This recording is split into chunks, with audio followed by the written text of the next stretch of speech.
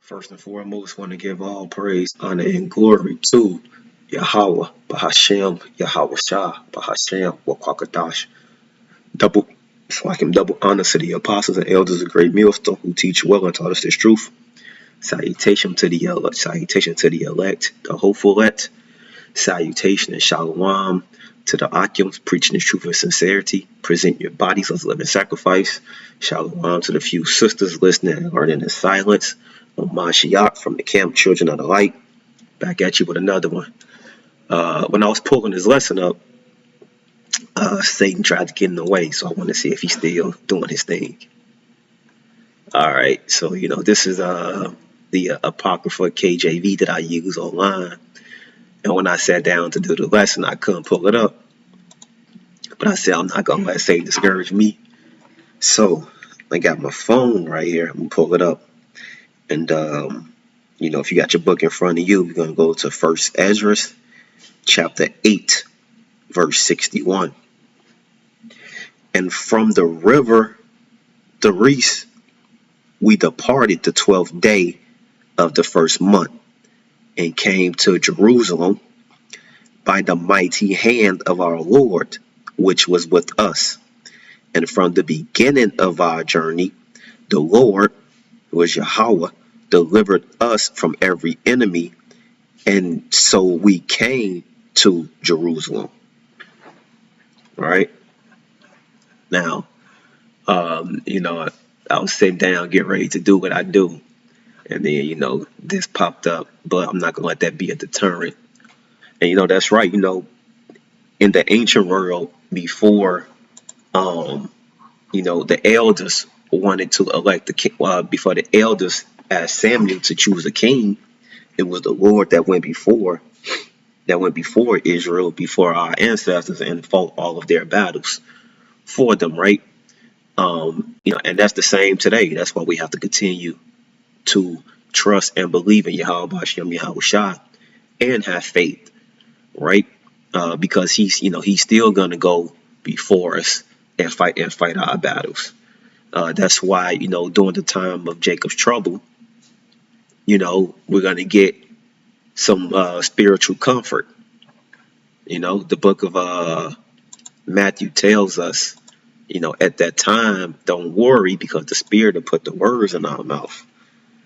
I'm not gonna pull it up. And man, if you survive that time, it's only gonna be because of spiritual supernatural powers, right? And if you're a part of the elect, right, you're gonna get those heavenly bodies.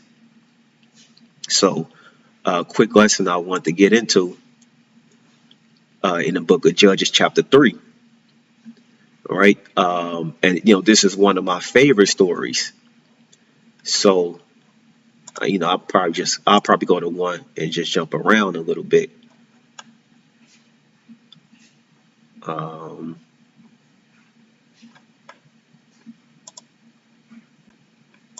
Or is it at 3?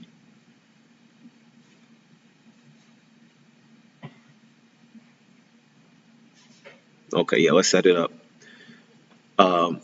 Judges 3:1. Now these are the nations which the Lord left to prove Israel by them. Right? So if you go back into Deuteronomy, the 7th chapter, the Lord, I got it already right here. Okay. So back in Deuteronomy, the 7th chapter, right? This is Moses talking to the Israelites after the Exodus of Egypt, right? And he's basically telling them, when you go over into the land of Canaan, there are already 7 nations over there greater than you. Okay, and now when you get over there, the Lord is going to remove them from their land, right? So the Lord wants you to utterly destroy them. Don't make no covenant with them. Don't show them no mercy. Get rid of all of them other nations, and that land of Canaan is to be yours, because the Lord wanted his people separate, holy and separate, right? Not mingled. The Lord doesn't like mingled seeds. So I'll just give a brief, I'll just read it. Deuteronomy 7:1. When the Lord Yahweh thy God shall bring thee into the land whether thou goest to possess it, and has cast out many nations before thee, and these are the other nations that are in the land of Canaan, the Canaanites, the Hittites, and the Girgashites, and the Amorites, and the Canaanites, and the Perizzites, and the Hivites, and the Jebusites, 7 nations greater and mightier than you, the 7 nations that are greater than the nation of Israel, which just left Egypt, right? And the Lord Yahweh thy God shall deliver them before thee. Thou shalt smite them and utterly destroy them. Thou shalt make no covenant with them, nor show them no mercy. Neither shalt thou make marriages with them. Thy daughters thou shalt not give unto their sons, nor his daughters shall thy take unto thy sons. That's right. And so Moses is telling them, right, that the Lord is going to deliver these nations to Israel. Meaning, right, he's going to empower Israel with the strength to overcome these other nations, right? That he's saying, when you meet them in battle, smite them and utterly destroy them. So kill them and leave none. Thou shalt make no covenant with them, nor show them no mercy. And I just have to say, the water y'all by Shem Yahshua, because he just put it in my mind of how to wrap this lesson up at the end, and it all makes sense. Because I was wondering how I had another scripture. I was wondering how I was going to tie it in. Call her Yahweh Shem Yahshua. All right. And in verse 3, right, the Lord is saying, remain separate. Don't let your daughters marry their sons. Don't let your sons marry their daughters. Right. So the Lord is instructing them that this land is to be yours solely and holy. Don't mingle with these people. Destroy them all. Don't bring them into your fold. Don't mix your seed with them. 7 and 4. For they will turn away thy son from following me, that they may serve other gods. So will the anger of the Lord be kindled against you and destroy thee suddenly. And we see exactly what happened, right?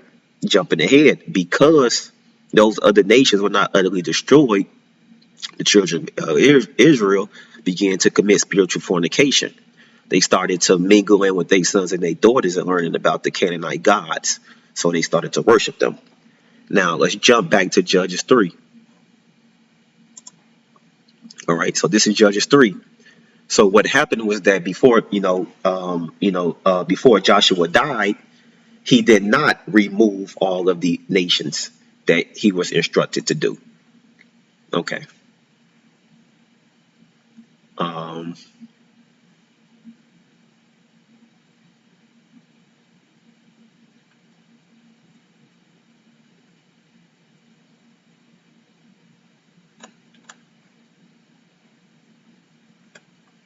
Okay, you know what? I'm gonna stay on task. Or is it in 2?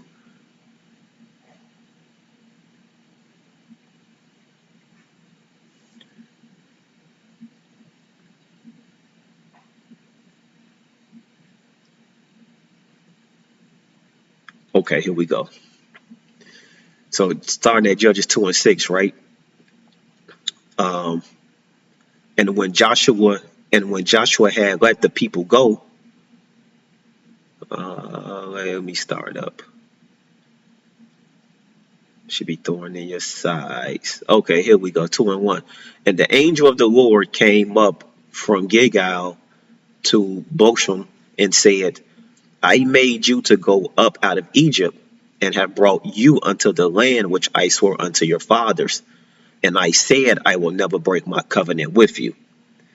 And ye shall make no league with the inhabitants of this land. Going back into Deuteronomy 7. Ye shall throw down their altars, but ye have not obeyed my voice. Why have you done this? And we know that rebellion is the sin of witchcraft. Okay, so we know that the children of Israel did not do what the Lord told them to do. Wherefore I also said, I will not drive them out from before you, but they shall be as thorns in your side, and their gods shall be a snare unto you. That's right. Because remember back in Deuteronomy 7, the Lord said, utterly destroy this people, make no covenant with them, show them no mercies. But we can see now that the children of Israel rebelled against the Lord. right? Because they began to make league with the inhabitants, and they did not utterly destroy them or their gods. All right. Um, and the gods became a snare unto them. And this is still true on today, that those false gods and idols are still a snare unto Israel. Because what does it say? Romans 11:7. The elect have obtained the truth, but the rest was blinded to it. And you still see that with Jake today, man. That Jake is still looking for the answers everywhere. But not in Yahweh Hashem Yahushua. Whether they Hotep or they into African divination, witchcraft, all of that other bullshit, right? They still worshiping these false gods, and they still a snare to them, where they can't even they can't even get this truth, even if you shit. If the motherfucking truth was a hamburger, they couldn't bite into it. Let's put it like that. And it came to pass when the angel of the Lord spake these words unto all the children of Israel, that the people lifted up their voice and wept.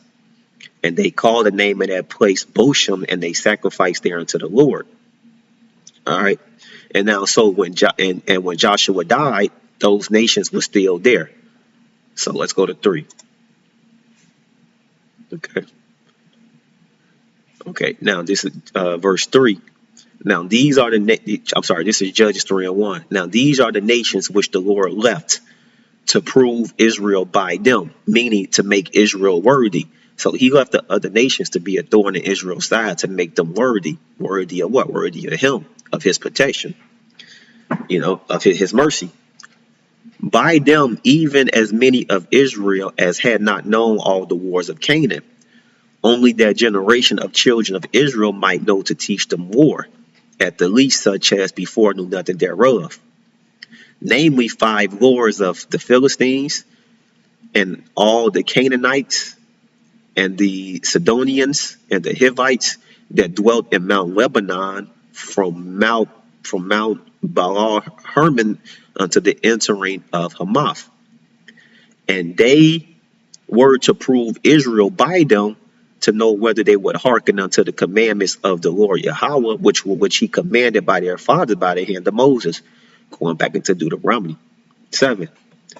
And the children of Israel dwelt among the Canaanites, Hittites, and Amorites, and Perizzites, and Hivites, and Jebusites. So they did not utterly destroy all of the nations. And here they go sinning again. And they took their daughters to be their wives, and gave their daughters to their sons, and served their gods, just as the Lord said through Moses. And the children of Israel did evil in the sight of the Lord, and forgot the Lord their God, and served by him and the groves. Therefore the anger of the Lord was hot against Israel, and he sold them into the hands of Cushan Rashatham, king of Mesopotamia. And the children of Israel served Cush 8 years. Okay, so I had to set all of that up because I want to jump down. All right, just to get the 3 and 15. Right, Ehud delivers from Moab, and this is one of my favorite stories. So let's get. This is one of my favorite stories from the Bible, from the book, right, of the history. But when the children of Israel crieth unto the Lord raised them up a deliverer. That's right. See, the Lord always sent us a judge to lead us. Right? So although we would get put on punishment and get that ass spanked, the Lord would always send us a deliverer. Okay, but when the children of Israel cried unto the Lord raised them up a deliverer, Ehud, the son of Jerah, a Benjamite, a man left-handed, and by him the children of Israel sent a present unto Eglon, the king of Moab. But Ehud made him a dagger which had 2 edges, of a cubit length, and he did gird it under his raiment upon his right thigh. All right. So Ehud was selected by the Lord, man, right, to do a deed. All right. So, the children of Israel had sent a present to the king of Moab, but Ehud made a dagger. Okay, and he brought the present unto Eglon, king of Moab, and Eglon was a very fat man. And when he had made an end to the offer, the present, he sent away the people that bear the present. So he sent away the people that had brought the present to him. But he himself turned again from the quarries that were by Gilgal, and said, I have a secret errand unto thee, O king. Who said, keep silence, and all that stood by him went out from him. All right, so he essentially clearing the chambers. And Ehud came unto him, and he was sitting in a summer parlor, which he had for himself alone. Okay, and Ehud said, I have a message from God unto thee. And he arose out of his seat. And Ehud put forth his left hand and took the dagger from his right thigh and thrust it into his belly. That's right, man.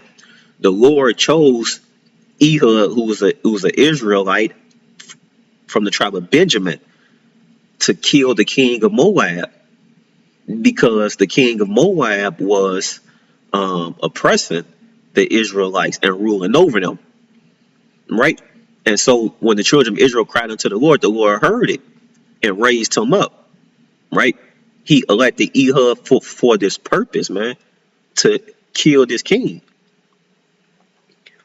Right, and just to go, and that's another example, right? Of no, the Lord does have a favorite people. He has a chosen people, man, and He wanted His people to always remain separate from the other nations. And this lesson started off going in one direction, but it's going in another one, right? But I'm rolling with the Spirit as you have to do. I don't think that's optional, right? Let's get back down. And Ehud put forth his left hand and took the dagger from his right thigh, thrust in his belly. And the heft also went in after the blade. And the fat closed upon the blade so that he could not draw the dagger out of the belly. And dirt came out. That's right, man. He thrust the dagger so far in him. Right? You know what? Let's look up the heft. Because I'm thinking it's the handle. But let's just be sure. Let me not be, winging shit.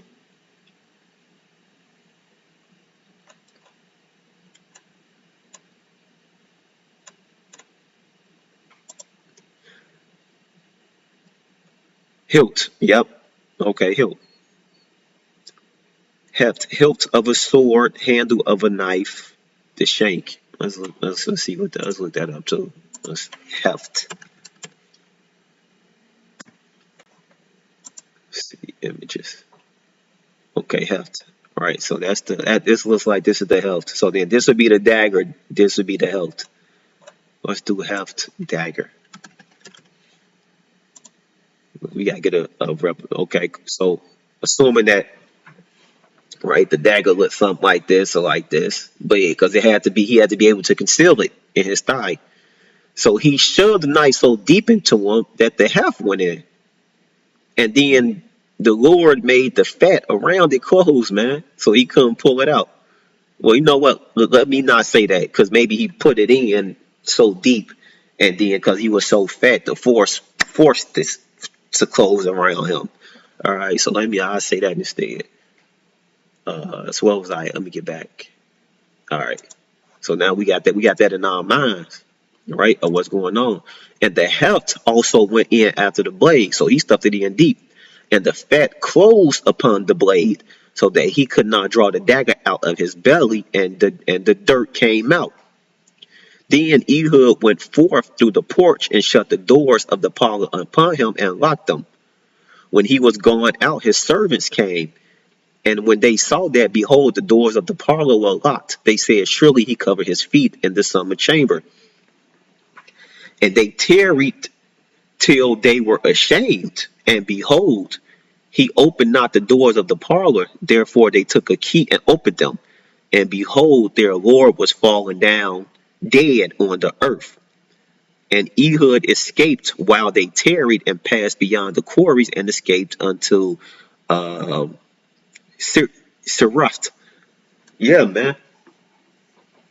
So now that we've read that, let's go to Romans 9:1. No, not 1, but 9 and 11. All right. Okay. Romans 9 and 11. For the children, Jacob and Esau, not being yet born, neither having done any good or evil, that the purpose of God according to election might stand, not of works, but of him that calleth. See, right, and because I like to believe, although it's not said in the scriptures, I like to believe that Ehud was part of the elect.